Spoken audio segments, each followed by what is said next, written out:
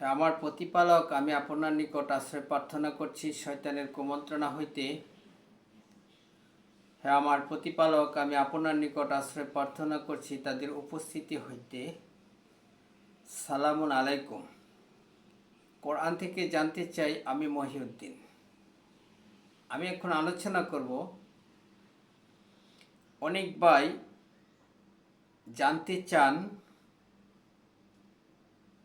জাকাতের বিষয়, জানতে চান হালাল হারামের বিষয়, জানতে চান সিয়ামের বিষয়, জানতে চান সালাতের বিষয়।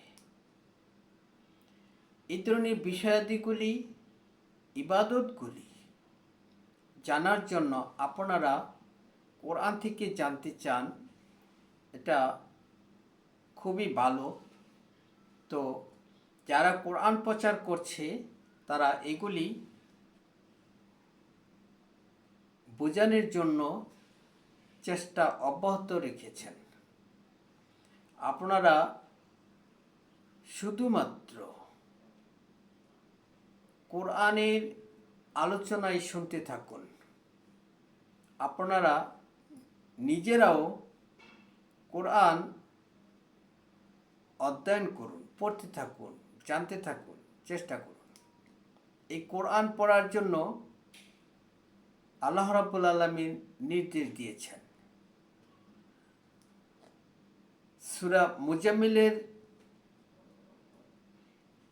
2 নম্বর আয়াতে আপনারা পড়ে দেখবেন, রসুলকে বলছেন, আপনি উঠুন, সালাতে দণ্ডায়মান থাকুন রাতের সামান্য পরিমাণ বাদ দিয়ে। সূরা মুজাম্মিলের 4 নম্বর আয়াতে বলেছেন, রাসূলকে দিয়ে বলেছেন যে আপনি কোরআন তেলাওয়াত করুন বুঝে বুঝে।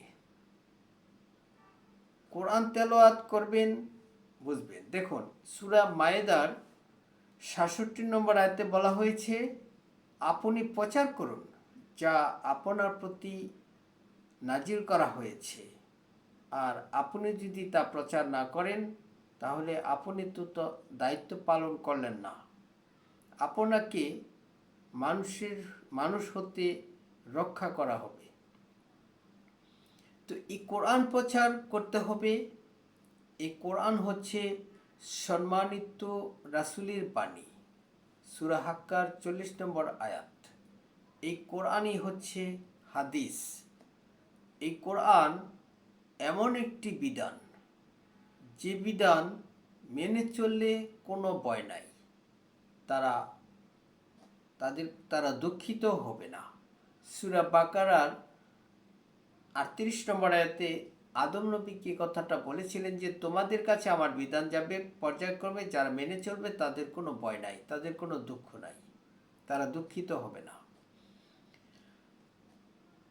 সূরা বাকারার 65 নম্বর আয়াতে আল্লাহ রাব্বুল আলামিন বলেছেন যে ইহুদি হোক, খ্রিস্টান হোক, সাবি হোক, যে কেউ হোক, যদি এই বিধান মেনে চলে, পরকালে নিশ্চিত বিশ্বাসী করে, পরকালে বিশ্বাসী হয়ে সৎকর্ম করে, তাদের জন্য রয়েছে পুরস্কার। তো এই বিধান হচ্ছে সেই বিধান, যে বিধান মেনে চললে কোনো ভয় নাই, কোনো দুঃখিত হবে না। আজকে যারা ইবাদত নষ্ট করেছে, সূরা মরিয়মের 59 নম্বর আয়াতে আল্লাহ রাব্বুল আলামিন যে কথাটা বলেছেন যে তাদের পর এমন এক জাতি এলো যারা তাদের সালাতকে নষ্ট করলো, অর্থাৎ ইবাদতকে নষ্ট করলো। সেই ইবাদত যাতে করে মানুষের কাছে প্রকাশিত হয়ে যায় যে এগুলি আল্লাহ প্রদত্ত বিধানের ইবাদত নয়, আল্লাহর ইবাদত নয়, রাসূলের অনুসরণ নয়, সেগুলি একমাত্র এই কোরআন প্রচার দ্বারাই সম্ভব, সেগুলি প্রকাশ করে দেওয়া। আর সেটি প্রকাশ হচ্ছে আল্লাহর ইচ্ছায়। সেজন্যই তারা আজকে ব্যতিব্যস্ত হয়ে তারা বলতে শুরু করেছে যে এই কোরআন মানলে, শুধুমাত্র এই বিধান মেনে চললে, যারা মেনে চলবে শুধুমাত্র এই কোরআন, তারা কাফের। তারা এই ধরনের ঘোষণা দিচ্ছে। অথচ আল্লাহ বলছে যারা এই বিধান মেনে চলবে তাদের কোনো ভয় নাই, তাদের জন্য পুরস্কার রয়েছে, তারা দুঃখিত হবে না। তারা আল্লাহর বিরুদ্ধে কথা বলছে, তারা বিধান রচনা করছে, তারা নিজ হাত দিয়ে কিতাব রচনা করছে।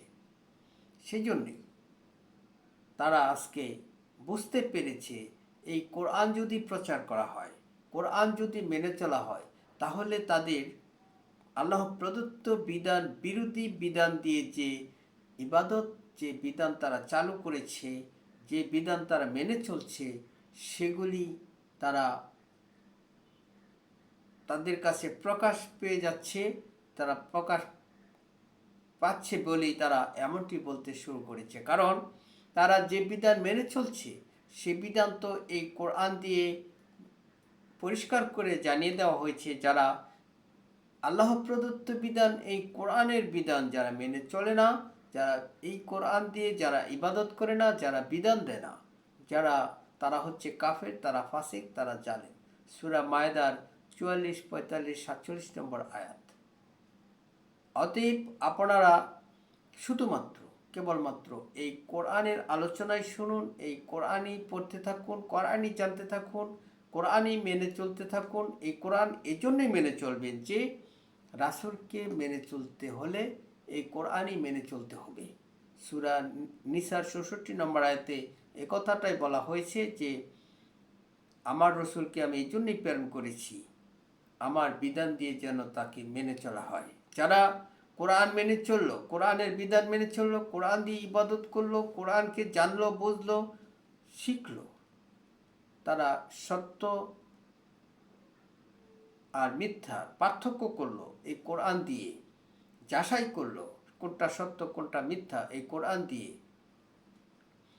তারা রাসূলকে অনুসরণ করলো, রাসূলকে মেনে চললো। আর যারা রাসূলকে অনুসরণ করলো, মেনে চললো, তারা আল্লাহকে অনুসরণ করলো, মেনে চললো। সূরা নিসার 80 নম্বর আয়াত। আর যারা আল্লাহকে মেনে চললো তাদের সঙ্গী হবে নবী, শহীদ, সিদ্দিক, আল্লাহর নিয়ামত প্রাপ্ত ব্যক্তিগণ। কত উত্তম সঙ্গী তারা। সূরা নিসার 69 নম্বর আয়াত। অতএব যারা কোরআন মেনে চলবে, এই বিধান মেনে চলবে, পরকালে বিশ্বাস করবে, যারা সৎকর্ম করবে কোরআন অনুযায়ী, কোরআনে বর্ণিত সৎকর্ম যারা করবে, হালাল হারাম, যাকাত, হজ, সিয়াম,